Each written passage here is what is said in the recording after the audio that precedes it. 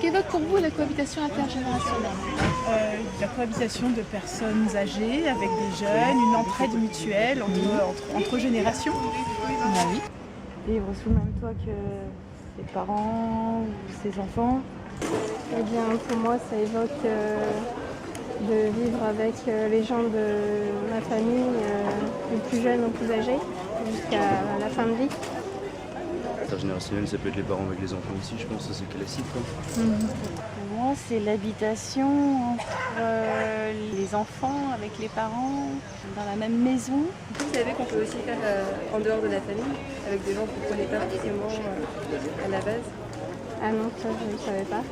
Quand on est étudiant, chez une personne âgée, pouvoir lui rendre service et tout. C'est quand on partage son habitation justement avec plusieurs générations.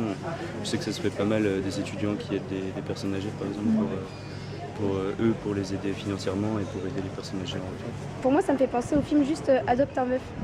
Voilà. La cohabitation intergénérationnelle, pour moi, c'est une personne âgée qui habite dans un logement et qui a une place, une chambre pour un jeune qui s'installe chez elle pour en échange de quelques services, le cas échéant, ou simplement pour dialoguer et partager un bout de vie ensemble. Et ils ont âgé avec les gens un peu plus jeunes, oui. C'est ça. Alors je pense que dans la situation d'aujourd'hui, ça peut être une bonne chose. En premier, parce qu'il y a peut-être des jeunes qui ne peuvent pas se payer des loyers, ils ont besoin de trouver une maison, donc s'installer avec quelqu'un d'âgé. Et si ces personnes âgées, et donc aujourd'hui on sait que de plus en plus, il y a des gens qui sont seuls, ça peut être une très très bonne chose, une sorte de cohabitation entre des jeunes et des gens beaucoup plus âgés. Ben.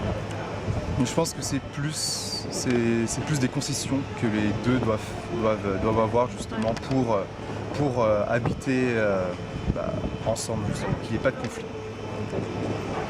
Quelque chose d'extrêmement sympathique finalement, parce qu'il est tout à fait normal de s'entraider finalement.